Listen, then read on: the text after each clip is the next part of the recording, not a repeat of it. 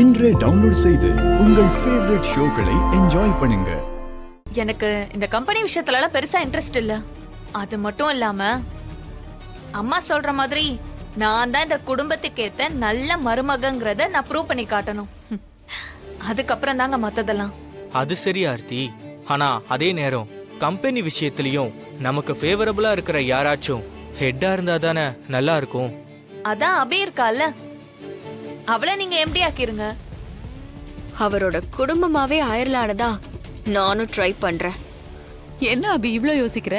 இங்க பாரு, மாப்பிள்ள சொன்ன மாதிரி நீ நம்ம கம்பெனில அந்த பதவிக்கு வந்தாதான் நம்ம எல்லாருக்கும் ஒத்தாசையா இருக்கும், மாப்பிள்ளைக்கும் ஆதரவா இருக்கும்.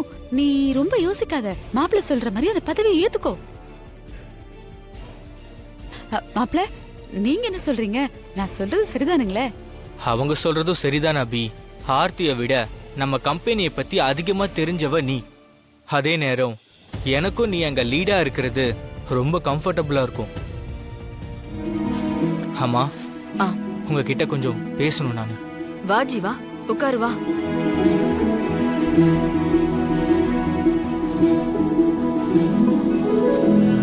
இந்தியா முழுக்க நிறைய கம்பெனிக்கு ஆப்பர்ச்சுனிட்டி கொடுத்துருக்காங்க. இது சம்பந்தமான டீடைல்ஸ் எல்லாம் நான் உங்ககிட்ட பர்சனலாவே பேசி தெரிஞ்சுக்கிட்டேன். எனக்கு என்னமோ இது ஒரு நல்ல ஆப்பர்ச்சுனிட்டி மாதிரி தெரியுதுமா. ப்ரொடக்ஷனுக்கு ஃபண்ட் ரைஸ் பண்றதுல இருந்து ப்ராடக்டை மார்க்கெட்ல சேல் பண்றது, எக்ஸ்போர்ட் பண்றதுன்னு எல்லாத்தையுமே அவங்களே பாத்துக்கிறாங்களாம்.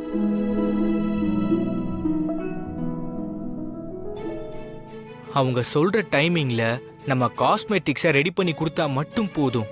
எனக்கு இதை கேட்டதுமே ரொம்ப இன்ட்ரெஸ்ட் ஆயிடுச்சுமா. நம்மளும் ரொம்ப வருஷமா கன்ஸ்ட்ரக்ஷன் பிசினஸ் தான் பார்த்துக்கிட்டு இருக்கோம். அதோட சேர்ந்து ஆர்ஆர் கன்ஸ்ட்ரக்ஷன்ஸ் மாதிரி ஆர்ஆர் காஸ்மெட்டிக்ஸ்னு ஒரு கம்பெனி ஸ்டார்ட் பண்ணா என்ன? நல்ல ஐடியாவா இருக்க மாப்ள. இத சொல்றதுக்காக இவ்வளவு தயங்குனீங்க?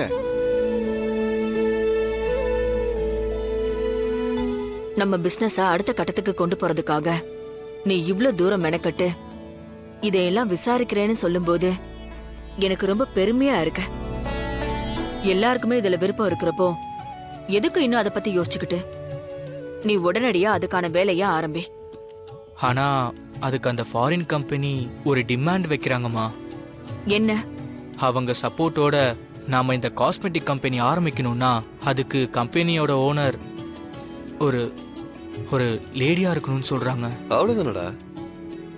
இப்பவே நம்ம கன்ஸ்ட்ரக்ஷன் கம்பெனி மாதிரியே புதுசா நம்ம ஆரம்பிக்க போற கம்பெனிக்கும் அம்மா தான் ஹெட்டா இருக்க போறாங்க.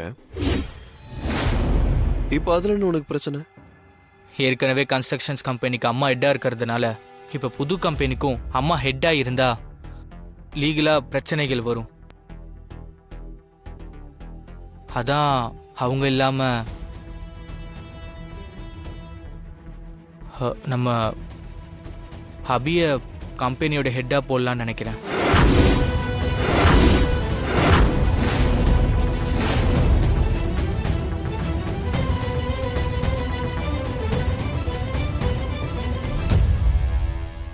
அபி ஹெட் ஆகணுமா? நீ என்ன பேசுறன்னு தெரிஞ்சுதான் பேசுறியா? எல்லாம் தெரிஞ்சுதான் பேசுறேன். ஏன் இப்ப அவ அந்த பொறுப்பை எடுத்துக்கிறதுல என்ன தப்பு இருக்கு? அபியோட ஒர்க்கிங் எக்ஸ்பீரியன்ஸ்ல அவளால அதை பெர்ஃபெக்ட்டா ஹேண்டில் பண்ண முடியும்னு எனக்கு நம்பிக்கை இருக்கு. அது சரி ஜீவா, நீ சொல்ற மாதிரி ஒரு லேடி தான் அந்த புது கம்பெனிக்கு ஹெட்டா இருக்கணும்னா அதுக்கு ஆர்த்தியே அந்த பொறுப்புல இருக்கலாமே. அத்தை, அவர் என்னதான் இந்த பொறுப்பை எடுத்துக்க சொன்னாரு. ஆனா அதுல எனக்கு பெருசா இன்ட்ரெஸ்ட் இல்ல. அதனால நான் அம்மா எல்லாரும் சேர்ந்துதான் அபி இந்த கம்பெனிக்கு ஹெட்டா இருந்தா சரியா இருக்கும்னு நினைச்சோம். அத்தை,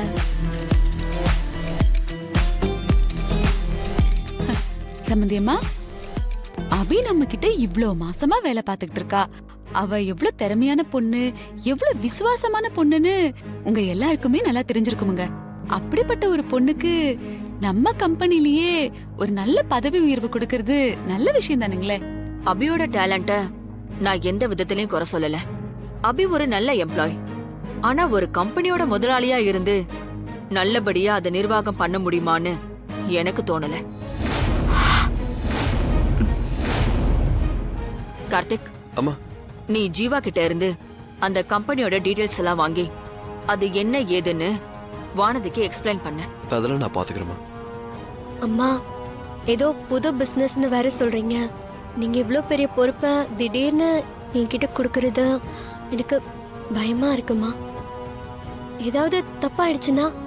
அதெல்லாம் ஒண்ணும் ஆகாது. நான் உன் கூட இருந்து எல்லாத்தையும் பாத்துக்கிறேன். பொதுவாகவே உன்கிட்ட லீடர்ஷிப் குவாலிட்டி இருக்கு. அதனால தான் வானதி அம்மா இவ்வளோ நம்பிக்கைய உன்னை இந்த கம்பெனியோட ஹெட் ஆக்கணும்னு சொல்றாங்க.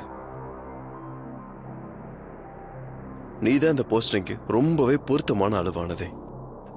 என்ன அதுக்கேற்ற மாதிரி உன் ட்ரெஸ்ஸிங் சென்ஸை கொஞ்சம் மாற்றணும். அதெல்லாம் மாற்றிடலாம். அதில் எந்த பிரச்சனையும் இல்லை. நாளைக்கு நீ எப்படி இருக்கணும், ஆஃபீஸ்க்கு எந்த மாதிரி ட்ரெஸ்ஸிங்கில் போகணும் டிசைட் பண்ணுற மாதிரி ஒரு சின்ன ஃபோட்டோ ஷூட்டை நாளைக்கு நான் நடத்திடுறேன். நீங்கள் என்னம்மா சொல்கிறீங்க? உன் இஷ்டம் போல செய். எனக்கு என் மருமக அந்த புது கம்பெனில முதலாளியா போய் உட்காரணும்.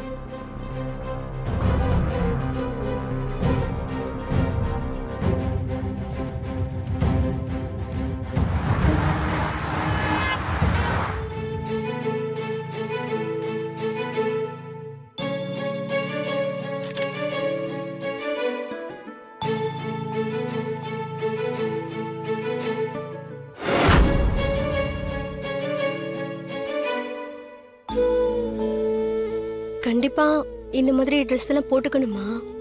ஆமா, ஏன்? இல்ல எனக்கு இப்படிலாம் ட்ரெஸ் பண்ணி பழக்கம் இல்லையா, அதான் கூச்சமா இருக்கு. ஏன் முன்னாடி இந்த மாதிரி ட்ரெஸ் பண்ணிட்டு இப்படி நிக்கவே கூச்சமா இருக்குன்னா நாளைக்கு எப்படி நீ இதெல்லாம் போட்டுக்கிட்டு கம்பெனிக்கு போவ? அதான் எனக்கும் பயமா இருக்கு. அதெல்லாம் ஒரு பயமும் தேவையில்ல.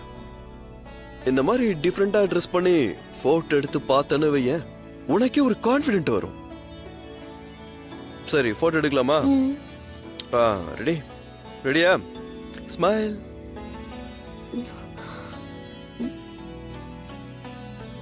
இப்ப ஏன் தயங்கிட்டு இருக்க? நீ யாரு? Vanathi. Vanathi, the managing director of R cosmetics. இத சொல்லும் போதே ஒரு கெத்தா இருக்குன்னா அத சொல்ற மாதிரி நீ கெத்தா இருக்க வேண்டாமா? நல்ல முதலாளி தோரணையில ஒரு போஸ் கொடு. எப்படி கொடுக்கணும்?